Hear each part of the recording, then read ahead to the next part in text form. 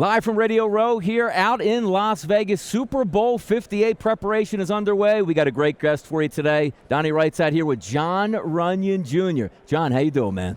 I'm doing well. Awesome. Great to be here in Las Vegas. Let's have some fun with this. Now, the reason why you have a junior on your name, because your father, legacy now in the NFL, Jon Runyan, let me get this straight right out of the bat.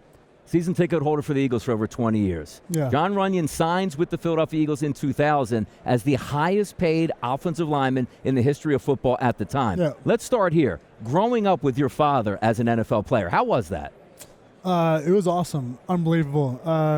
Had great memories of going to, at times, Veterans Stadium, but then to the Link every Sunday. And my dad played for a long time. His last season was 2009. I was about 7th grade by then. And going to those games, I was finally old enough to go to the games on school nights. Yeah. The late night games. So it was awesome. Being in the locker room around great players like Brian Westbrook, Donovan McNabb, Terrell Owens, Brian Dawkins.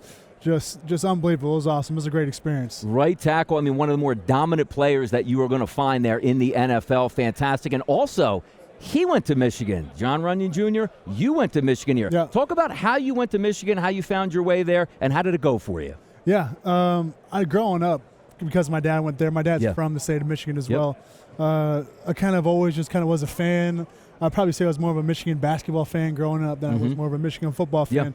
But I was just a fan of the university, and my dad would always make it a point of emphasis whenever we'd go back to Michigan to visit his parents, to kind of stop through Ann Arbor. I think that was kind of planting the seeds, but I loved it. I went along with it, and I kind of made it a goal of mine once I started playing football and 8th grade in high school that I eventually wanted to end up at Michigan. It kind of worked out that way, and I was lucky enough and had a great time in Michigan. I'm so happy I chose there. I spent 5 years there, unbelievable memories, great time. Now, you played under Jim Harbaugh, and I know it means a lot because you go through the times there, maybe a little bit of struggles, but the program building. Definitely. He's a Michigan man through and through, you obviously being the same thing. How did it feel when they finally crossed the goal line and got that national championship? Yeah, it's been awesome watching, especially the growth of the program, but also the growth of Coach Harbaugh. Yep. I feel like everywhere Coach Harbaugh has been, he's just sent their programs on just trajectory, just into the stratosphere.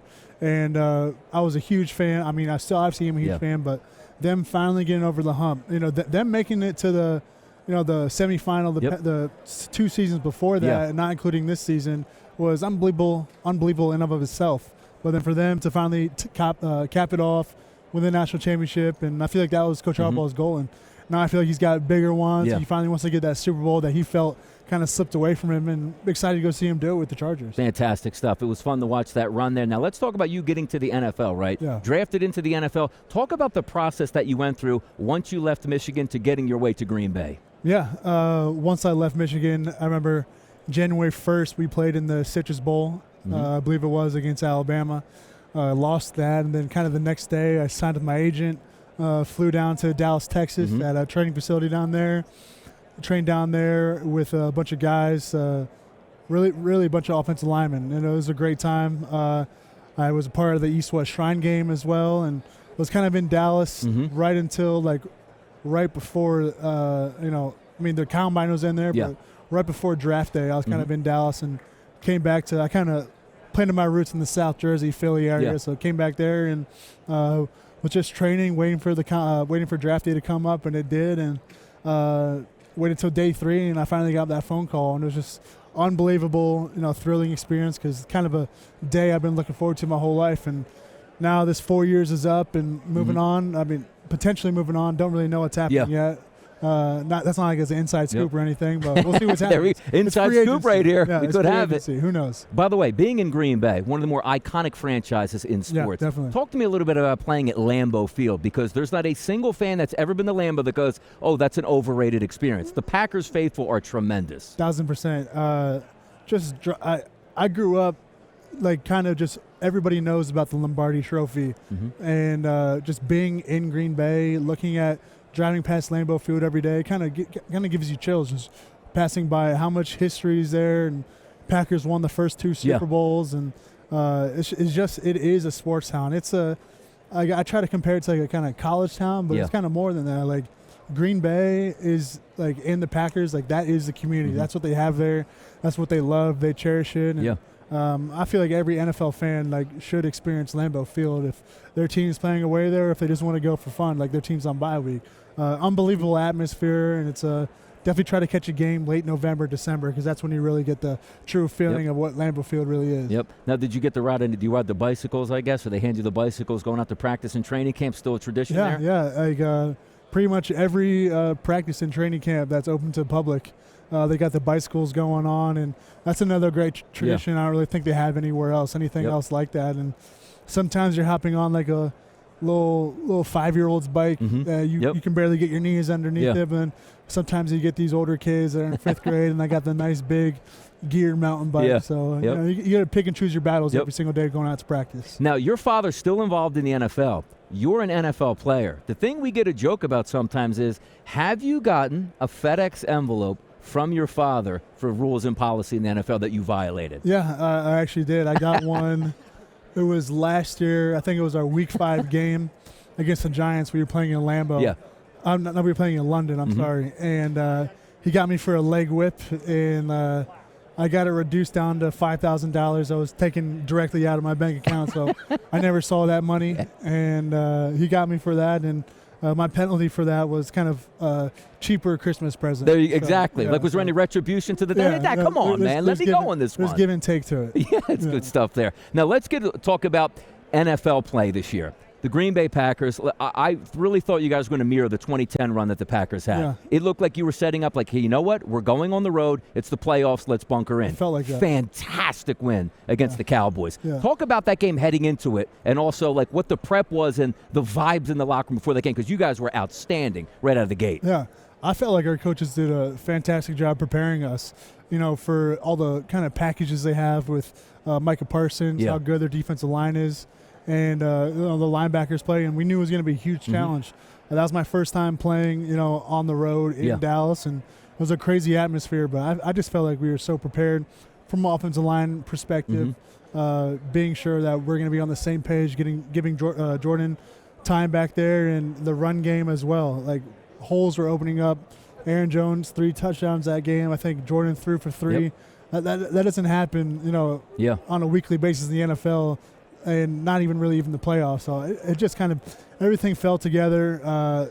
Great plan by our coaches, great job by our players executing it. And it was everybody just felt so confident going into that game. And that first touchdown when we went there, we took the ball on the coin toss, went down and scored. You can kind of feel it already starting to teeter over on our side, and it was great to be part of. 27-0, you guys stayed aggressive that entire game. You go out to San Francisco and lose an absolute heartbreaker in that environment, which brings me to the next question. You were in Green Bay with Aaron Rodgers and the transition over to Jordan Love. Now, the Packers, one of the great franchises, you go from Brett Favre over to Aaron Rodgers to Jordan Love. Yeah. Talk about the season that Jordan Love had, because I remember watching you guys down 17-0 at the Saints. Yeah. Brings you back 18-7. I said, that's the moment where Jordan Love said, this is my franchise. Exactly. I remember getting booed off the field at halftime of that game too, and everybody kind of really took that personally, and we didn't. I think it took us until the last kind of second to, fourth quarter, we're down 17 points. Let's kind of do something. Let's see what we're about here. But there was flourishes of what happened towards the end of the season, throughout the beginning of the season, and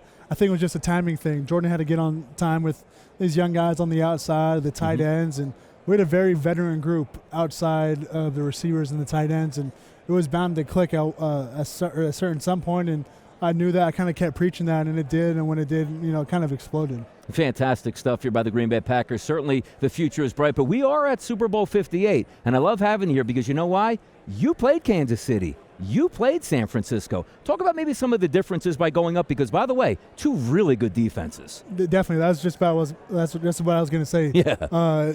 Kansas City, we played them at home, Sunday Night Football. Great defensive line. Spagnuolo, he's going to attack the weaknesses of whatever he sees on the San Francisco side of the ball, that offense. And he's a great coach. Been doing it for a long time.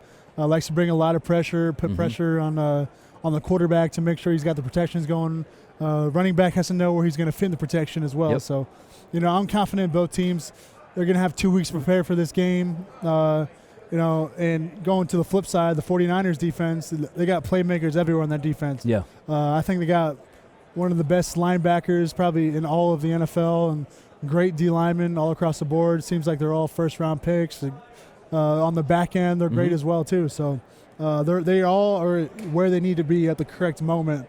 And I feel like that's just what has gotten them to this point. And along with that, they're good offenses to complement it, and they do what they need to in the moments they do, and that's just how they've won all season. So two very similar teams, and be exciting to watch. Be a fun Super Bowl. Let's put you on the spot here. Who do you think wins this football game? Ooh, that's tough. But looking back, kind of how the performance has gone the last few weeks. The Chiefs kind of started off slow this season, and then picked it up. I feel like towards the end of the season, where for me the pause in it is the 49ers. Kind of feel like they've been regular season been really good, playoffs kind of up and down. You don't know. So if I had to choose, I'd probably say the Chiefs. There you go. Yeah. You said it all right now. Good stuff all the way around. He's Jon Runyan Jr. Maybe you stay with the Packers, maybe moving on, but a dominant offensive line nonetheless. Thanks for joining us today. I appreciate it. Appreciate it. Thanks for having me. Fantastic.